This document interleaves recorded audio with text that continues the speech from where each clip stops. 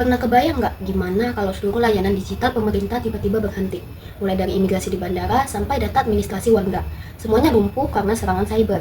Itulah yang benar-benar terjadi pada bulan Juni 2024 ketika Pusat Data Nasional atau PDN2 milik Kementerian Kominfo terkena serangan ransomware Brandkeeper.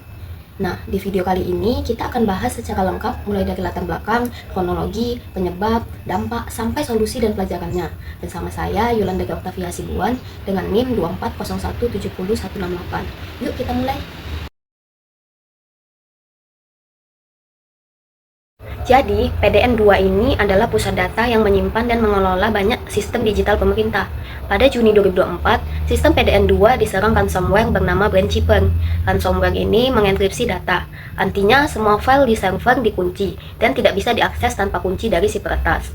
Akibatnya, layanan publik yang terhubung ke PDN langsung lumpuh. Contohnya, sistem imigrasi dan perizinan. Dampaknya bukan cuma ke Kominfo, tapi juga ke masyarakat yang tidak bisa mengakses layanan penting. Mari kita lihat kronologinya. Pada tanggal 20 Juni 2024, sistem PDN2 mulai mengalami gangguan. Beberapa layanan tidak bisa diakses. Kemudian, di tanggal 21 Juni 2024, setelah diselidiki, ditemukan bahwa sistem telah terinfeksi ransomware. Server utama terenkripsi total. Kemudian, di tanggal 22 Juni 2024, pelaku menuntut tebusan sebesar 8 juta dolar AS agar data bisa dibuka kembali. Namun, pemerintah menolak membayar karena membayar hanya akan memperkuat para peretas. Akhirnya, tim Kominfo dan BSSN berusaha melakukan pemulihan mandiri. Prosesnya berlangsung hingga beberapa minggu, dan sebagian data berhasil dipulihkan dari backup yang ada. Setelah tahu bagaimana kejadiannya, sekarang kita bahas kenapa sih serangan ini bisa terjadi. Ada beberapa faktor utama yang menyebabkan PDN2 bisa diserang. Yang pertama, keamanan cyber belum optimal. Sistem belum punya pertahanan berlapis dan pemantauan aktif 24 jam. Yang kedua, celah keamanan di layanan publik yang terhubung ke PDN. Saat salah satu sistem lemah, seluruh jaringan ikut berisiko. Yang ketiga, kurangnya sistem deteksi dini atau IDS atau IPS. Tidak ada alarm otomatis untuk mendeteksi aktivitas mencurigakan. Yang keempat, faktor manusia, misalnya kredensial bocor atau kurangnya kesadaran keamanan staf. Yang kelima, tidak ada prosedur tanggap darurat. Akibatnya, respon awal jadi lambat dan dampaknya meluas. Dan tentu saja setiap serangan punya akibat besar.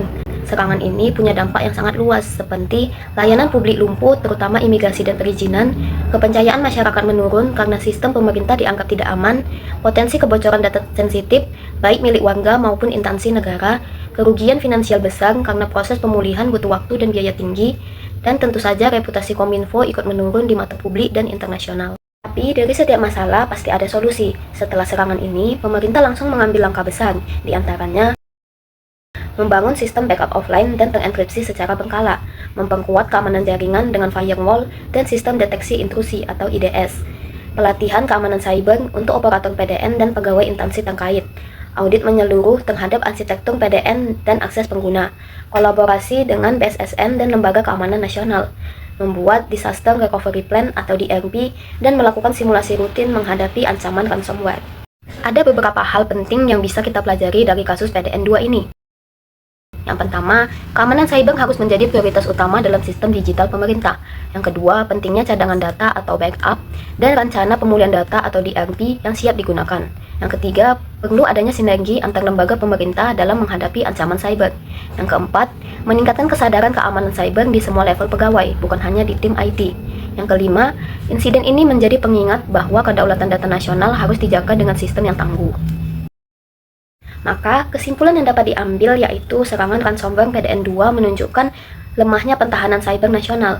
Diperlukan peningkatan keamanan, backup rutin, pelatihan cyber, dan kolaborasi antar lembaga agar data nasional tetap aman serta serangan serupa tidak terulang. Nah, itu tadi pembahasan lengkap tentang serangan ransomware PDN2 Kominfo 2024. Semoga kita semua jadi lebih sadar pentingnya keamanan cyber, baik di level individu maupun nasional. Terima kasih sudah menonton, jangan lupa jaga data, jaga diri, dan jaga Indonesia dari serangan cyber. Sampai jumpa!